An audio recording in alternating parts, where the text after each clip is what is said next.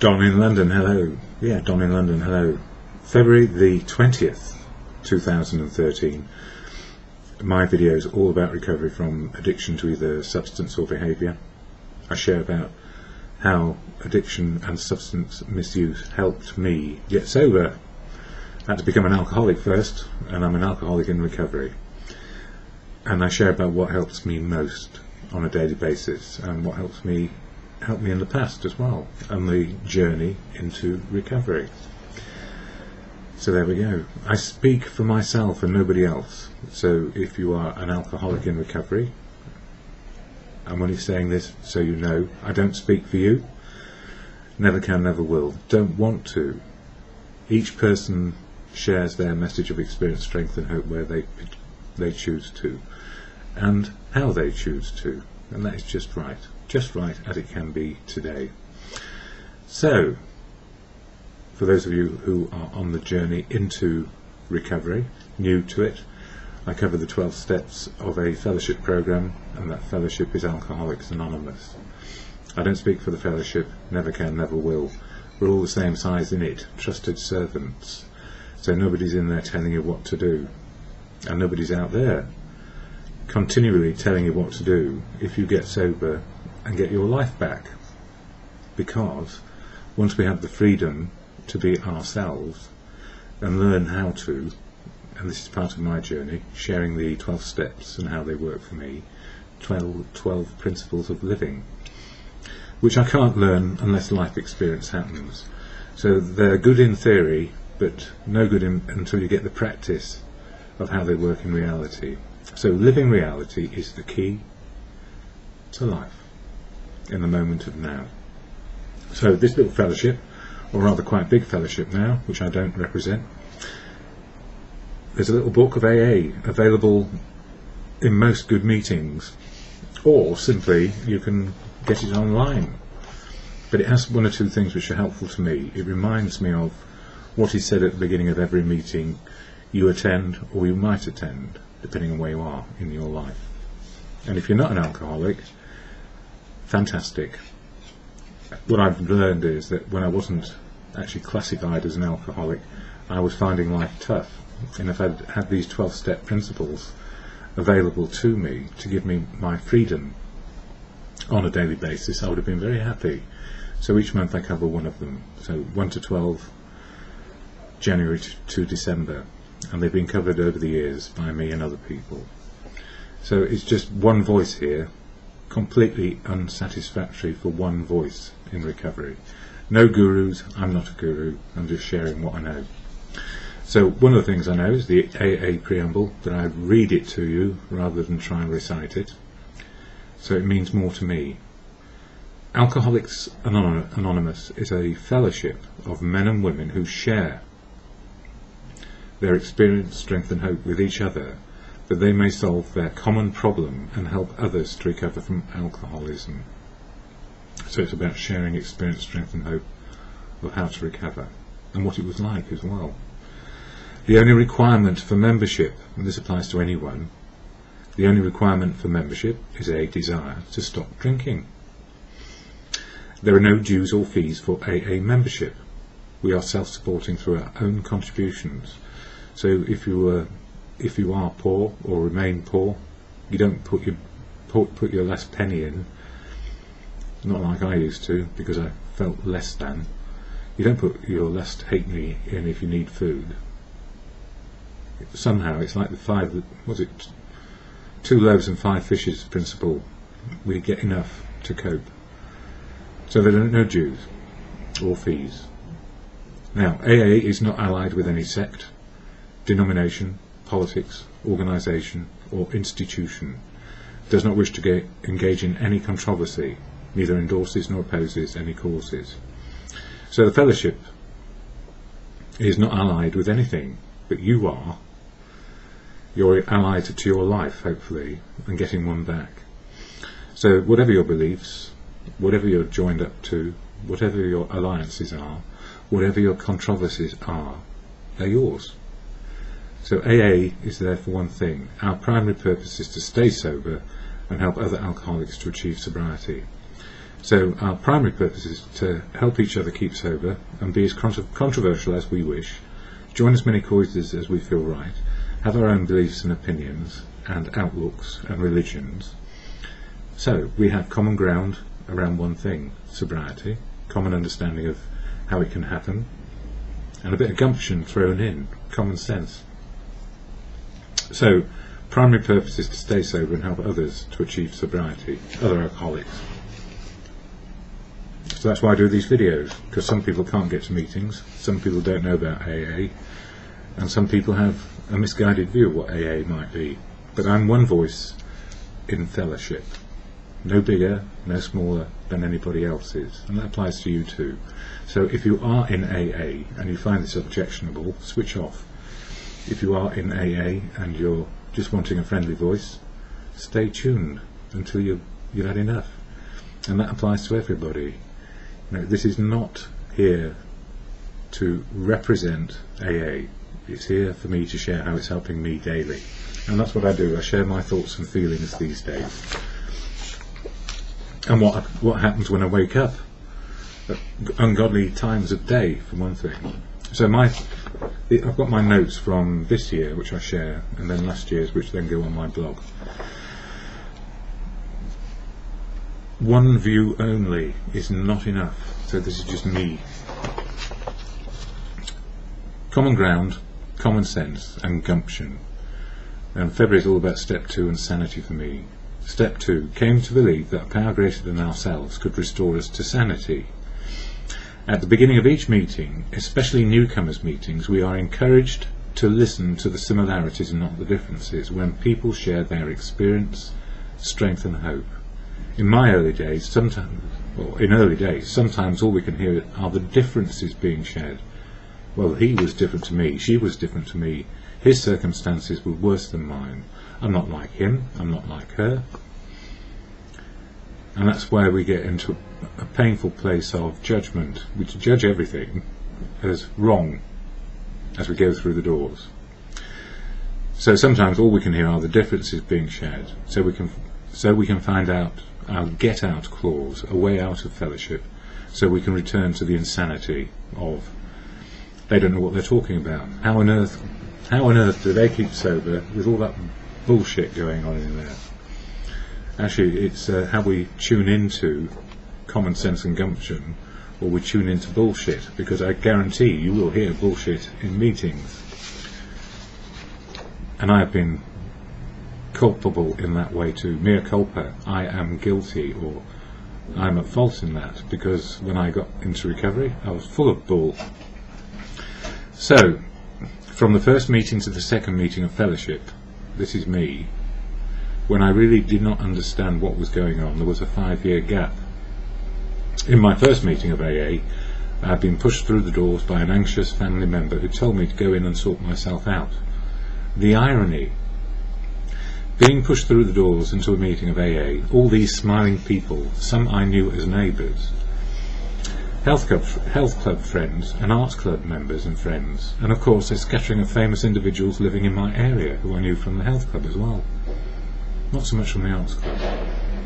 All I could see on my first visit were the differences. The one similarity eluded me completely, that I was in a meeting of alcoholics, and strange as it may seem, I too was an alcoholic. The difference for me was simple. Looking back, I was in denial. And even though I was an alcoholic, and at the meeting I admitted and accepted that I was an alcoholic when I was there, as soon as I left the meeting I rejected the notion of being an alcoholic and proceeded to the pub, the public house, a place of drinking alcohol at the end of the road. It's called the Trafalgar. It's next to the Curzon Cinema on the King's Road in Chelsea, and it was a favourite watering hole of mine, so I felt comfortable in there. I rejected the notion of being an alcoholic and proceeded to the pub at the end of the road. Another 5 years of agony to follow, and I ran away. I ran away from everything and everyone, because if anybody saw me they would say, "How are you?" And I was saying, "Fine." I wasn't fine. This is the insanity. We know we have a problem, and yet the problem is so big we cannot see a way out. And so we keep on drinking, the insanity of doing the same thing over and over again and expecting a different result. And this is true of all the behaviour that we tend to have. And when we get to being a dry drunk, we get out of the alcohol, but we're still dry drunk, which means we're raging at the world. The insanity of doing the same thing over and over again and having expectations of a different result. It never occurred to me that the sanity of going to meetings over and over again would lead to a different result every day. That every day in recovery is different, and I keep on learning how to deal with them, experience them, enjoy them, and hate them as well. Because some days are pretty bloody awful. It's not all wine and roses anymore. It's more like water and weeds some days. That's quite good, actually. A water and weedy day. I can have those. Yeah. Depending on what is going on, life is good, bad and ugly, all rolled up together some days, so you don't know whether you're coming or going. One moment it's fantastic because you meet somebody you know, and then the next minute you meet a miserable git who's having a bad day or an ugly day, and they can bring us right down. So two alcoholics together is not such a good idea, although they can form a meeting. It's probably the many voices that keep us on an even keel. So we see some having good days, bad days and ugly days, and how they are coping with them is where we get the experience, strength and hope for ourselves. It sounds easy, but it's blinking difficult when you've got a mind full of horrible experiences to sort out. And this is newcomer time. And it can happen in old-comer time as well, because if we don't keep on having self-maintenance of being around those who are having good, bad and ugly days, we don't see the difference anymore. We can fall backwards into old habits. So every day in recovery is different, and I keep on learning how to deal with them. Depending on what is going on, life is good, bad and ugly, sometimes all rolled up together. Is it? And then we all rolled up together some days, and then we find manageability starts to happen as we live in the moment and just for today. So manageability for me is not being frightened by life, or sometimes being frightened by life because it's a frightening situation like a bus or a big lorry coming in my direction, or somebody angry with me. Then I have to deal with it. It's not to manage the other person, it's improving my own personal manageability of my feelings. No, my manageability in actions. My feelings will always go where they go because they are impacted by reality. So it's not about controlling feelings because they're real, it's about what we think next and what we do next. So it's feeling, thinking, action is the right process rather than feeling, kill them. And kill them. You don't want to do that. It'll spoil the rest of your life, a day at a time. So, as if by magic, is it a miracle? Depending on your definition of magic and miracles, the actuality is sober days just keep on happening if we are doing good things to keep our sanity and gain strength in being part of a great number of people with one aim and one primary purpose: be sober, and life will keep on happening, and we don't need to drink one day at a time. So we don't need to do it, but that may not stop us, because life can hurt us again.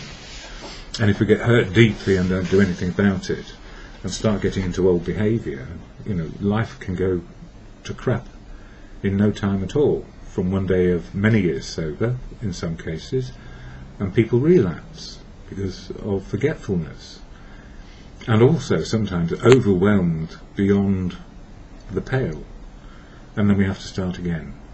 So I'm in a phase of quite long sobriety, but I don't take it for granted. I mustn't, because if I take it for granted, I'll trip myself up and think I'm back in charge, and I'm not. We all relate to the world as we can. So, and for me, it took me a long time to come out of isolation, the place where I could judge the world as the world was judging me. And it took me a long time to recognise just how low my self-esteem and capacity to live had got.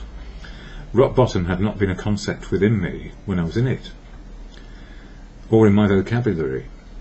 I didn't have the words rock bottom in my vocabulary. I just didn't understand what rock bottom was, but I was living it. And when we're in a state of depression and desolation, we still don't know what rock bottom is, other than we are living it. Most likely, and there is no way out of this insanity that we are experiencing, except one. There is one obvious way out of the insanity. The oblivion and trauma by continuing to drink, trying to be in oblivion so that we're not thinking about it. When we are at rock bottom, we have gone far beyond simple self-harm, in my opinion. Self-harm with any conscious understanding. It is the acceptance of life being too hard to live. And likely we have given up and have no gift of desperation to live. We may just desire the gift of expiration, which is to die. And within the fellowship, that's sometimes called the jumping off point. Which way do we go? Which way do we go? Fellowship did provide me with a safe place to sit, eventually to be able to listen and start to hear other people share similar stories to my own horrible descent into alcoholism. And then they started sharing about how their journey had improved very, very slowly, and they started to feel the cold light of day. And in recovery, the cold light of day is excruciating. Well, it was for me. My nerves were on end, jangling. And then the cold light of day started to have a bit of warmth about it, as people stayed together and shared their experience, strength and hope in meetings. We started to laugh at our disastrous past, and then start to understand the hurts we'd done to ourselves and to other people. So we shared experience, strength and hope in meetings. I started to hear the common ground we all share, a desire to be sober and share about it, and that life is going to improve, and that life itself was going to improve with positive routines. And I could help others understand how to do things, how to adopt a new way of living, and to live a real life rather than a half life, or just being dead on our feet. One of the things which really hit home for me in early days, emotional and spiritual living, and I know I go on about it a lot. That's all there is, emotional and spiritual living, and how you understand it for yourself. Not my understanding, your understanding, which is important. Because 7 billion people on the planet, all with a different idea of what emotional and spiritual is. Whether there's a God or not, whether there's a good conscience, bad conscience, vices, virtues, you know, we've all got an opinion on it. And we all have an opinion about how we ought to be conducting ourselves. Unfortunately, we spend a lot of time judging other people rather than what we are doing in our actions. So what fellowship taught me, judge yourself.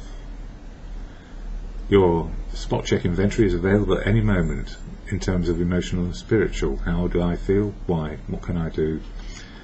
Most often deal with my own feelings, acknowledge them, and then work out what is, using your thinking processes, what are the right actions. I may have a hateful thought, but it doesn't mean I have to kill the person. The other person is allowed to live just as much as I am. But of course we go from emotional to action very often, and that's where we all bugger up. Or whatever phrase suits you.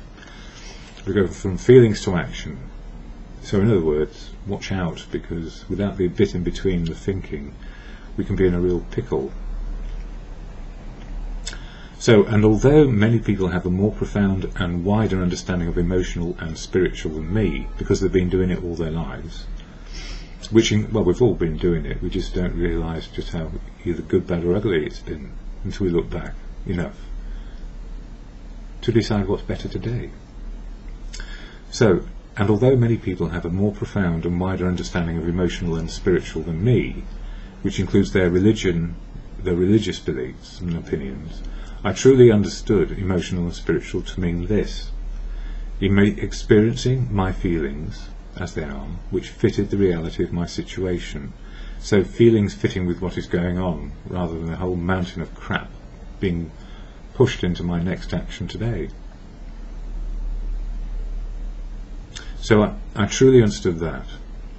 And if experiencing my feelings which fitted the reality of my situation, and if they didn't fit feelings fitting with what is going on, I was probably better off asking for help to understand why I was out of tune with the reality of now.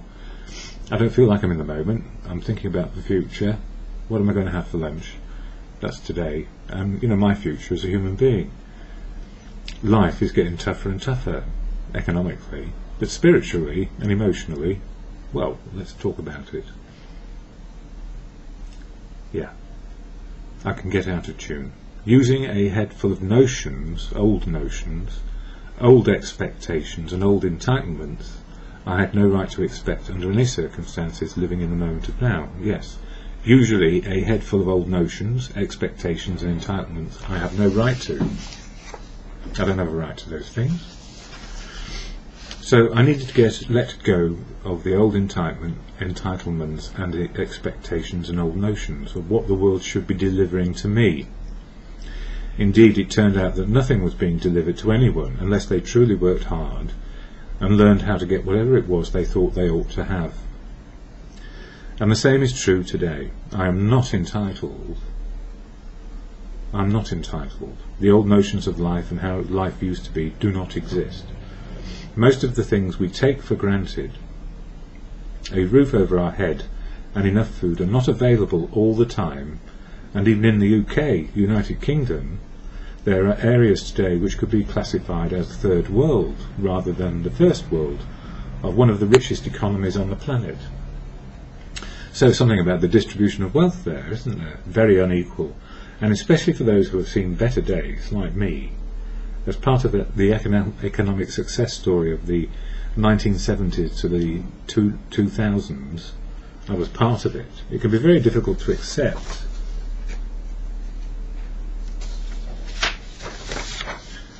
Yeah, it can be very difficult to accept the raw truth of poverty in recovery one day at a time. And I assure you, poverty is one of the things I suffered one day at a time. I did a lot of my early writings spending £1 a day sitting in an internet cafe writing my stuff because I just needed to write. I needed to write it out so it might stick in my head, and it probably was £1 worth spending so I could just keep on communicating in some way. I suppose it depends on what criteria we use for poverty, and this is important to me. I would say true in the material world for me. At the same time, in the emotional and spiritual world of now, I feel a real connection and richness I never experienced in the old life of standing on my own 2 feet, working myself to death and drinking myself into a stupor one day at a time. And that's true. The material success, I just kept on going at it because I'd lost the notion of a loving relationship in a family. It passed me by, and I thought it's never going to happen to me. Well, it hasn't so far, so it might be a bit late in that respect. However, life is emotionally rich, and it's happening right now, so I understand it.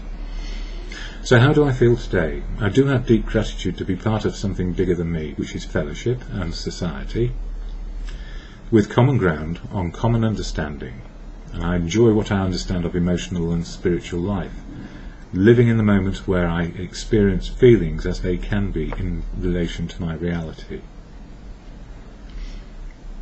My emotional range is far greater than it ever was. What I thought were negative feelings turned out to be simply feelings which I have, because I am a human and I am having a human experience. So no feelings are wrong. They're very real and they belong to us.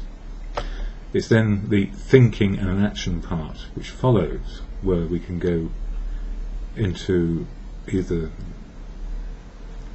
the best way forward, which we try for, or the worst way forward, which can be extremely difficult. So it's feeling, thinking, action always. Feelings are real, thinking is real, and the actions are real. And if you think, I don't know why I did that, go back to how you were feeling, and then why you thought it was okay to do it. If you miss out the thinking bit, you go from feeling to actions, which is what alcohol tended to do. Let's all go out and have a good time. Feeling good, actions good. No regard for the thinking part and the consequences. And that doesn't mean it was all bad. You know, I had a wonderful time throughout my life, wonderful experiences, wonderful loving, lovely intimacy and all those things, but it was always there, and my best friend got in the way of it. Alcohol, in the end, got in the way of everything. Yes, my experience is no better or worse than anybody else today. Today, emotional and spiritual means much more than material wealth on any calculation I might discover to show how well life works in the moment of now. So, you know, whether I've got 50 pence or 50 million pounds, when somebody asks the question, how are you feeling, my immediate reaction is, how am I feeling, rather than, well, I've only got 50p. Oh, well, I feel good because I've got 50 million quid. The answer is no. Well, I suppose if I had 50 million pounds, I'd have more problems than I would want.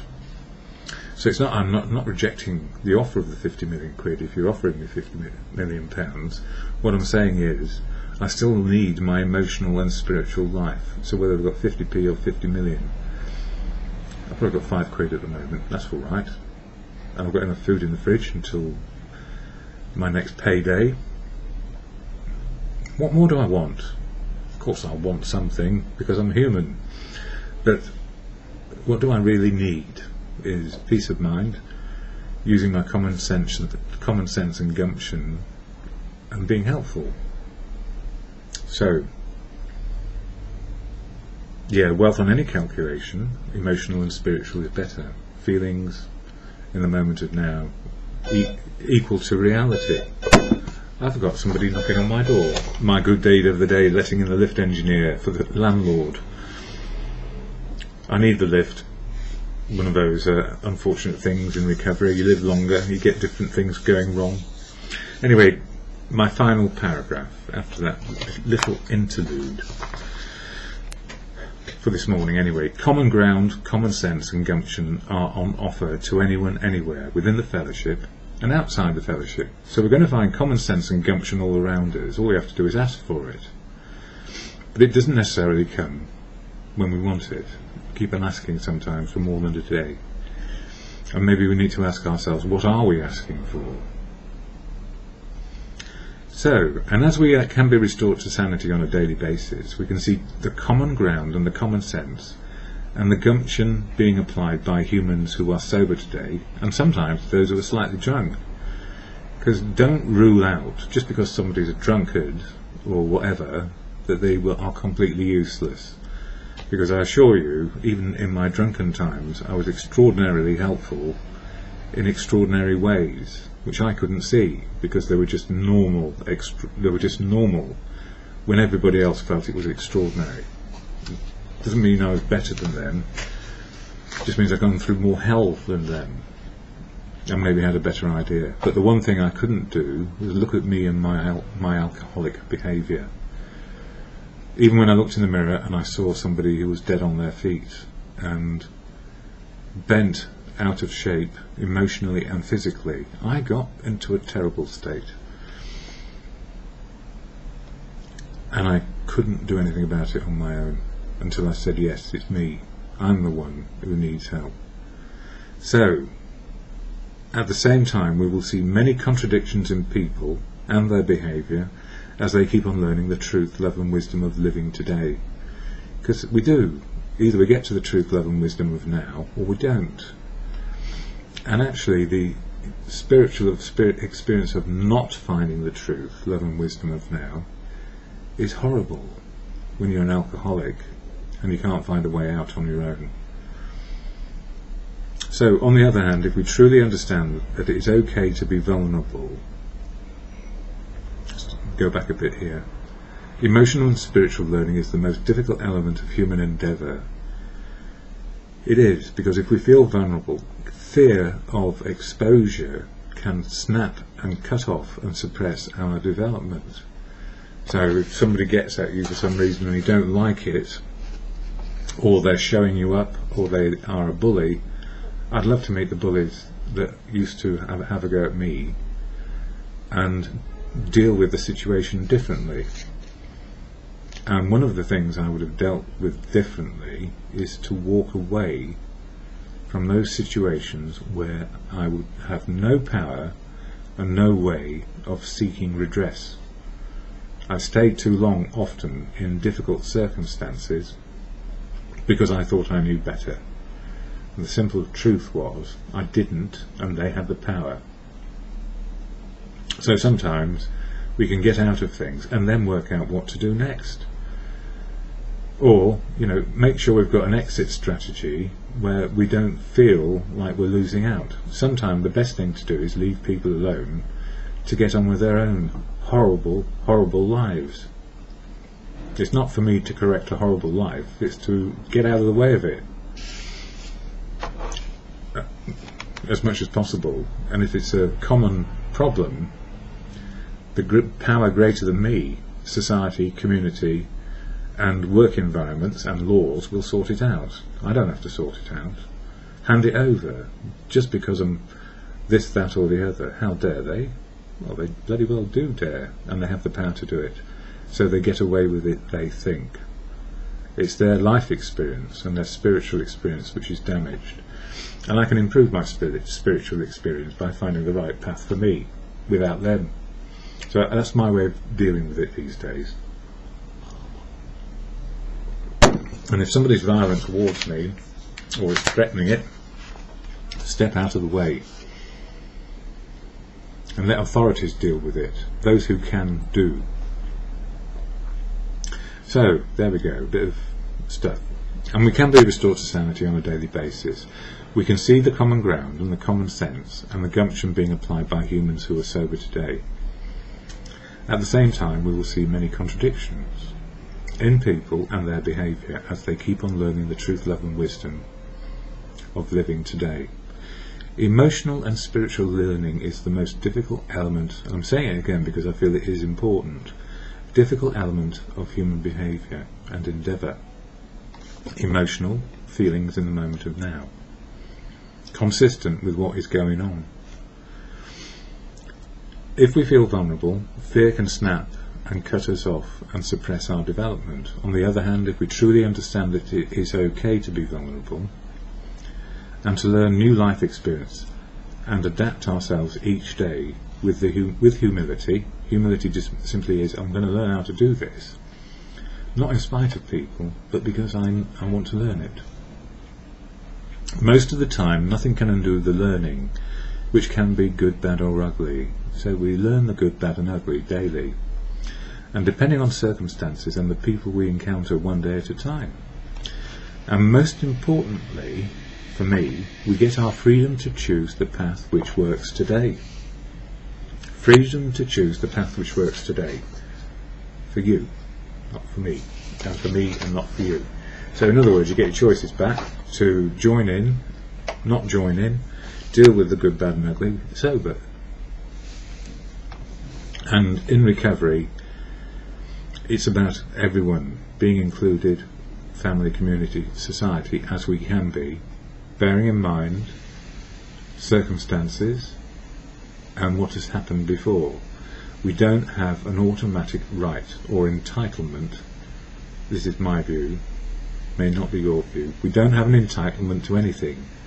We need to start from scratch. Every relationship is better started from respect, first and foremost, that person has equal rights, and so it's about negotiation and asking and inclusion and how to love, be loved and useful in whatever endeavour is yours.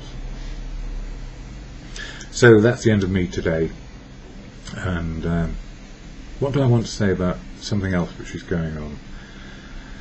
I don't speak for AA, I don't speak for the fellowship, but I do share how it works for me and the endeavour that a lot of people put in to try and help other people in the same boat. And that will get up the noses of some people, because they will quote traditions about anonymity being the spiritual foundation of the fellowship. Well, that's all well and good if that's what you believe. Now, for me, the spiritual foundation of how I live my life is truth, learning the truth, because often I don't know it, truth, how to love people, be loved back, and keep on learning the wisdom. That's my spiritual foundation. Truth, love, wisdom. And it grows and develops as each day happens. And the truth changes each and every day. So fellowship is not about being stuck in the one moment. And the notion of anonymity for me is sacrosanct, a space, a place to be yourself and learn about what is happening today, how we got to where we got to, and how to be sober. Spiritual sanctuary, absolutely within the fellowship. And life, truth, love and wisdom, that's my spiritual foundation. So, it says these are suggestions and not rules or regulations which we violate. We don't violate anything because we have our own lives to lead and how we do it. So if anybody gets on your case because you just like the life the way it is, and somebody says you don't want to do that, you want to do this, you have the option to tell them where to go based on truth, love and wisdom as you see it in the moment of now. So I'm not stepping on your cloud, please don't step on mine. The serenity prayer, the can do, can't do in any given moment, this is what I can do and this is what I can't do. And the wisdom to know the difference just keeps on happening. So that serenity prayer is very useful any time of day. It's a very quick spot check inventory, which is step 10 in the program in October for me at the moment, although step 10 is happening all the time. All the steps are happening all the time. And if we're using them and improving on our own living and how we understand it, all well and good. So this is the restoration to serenity from insanity, which can happen in any moment of today, because it is a mad world. God, to God, or in good conscience, or whatever your higher power is, God, grant me the serenity to accept the things I cannot change. Courage, what did I say? Accept the things I cannot change. Yeah. How do I accept the things I cannot change? And this is the how. Courage to change the things I can. Me, my behaviour, my understanding. Ask for help. And the wisdom to know the difference comes in the moment of now.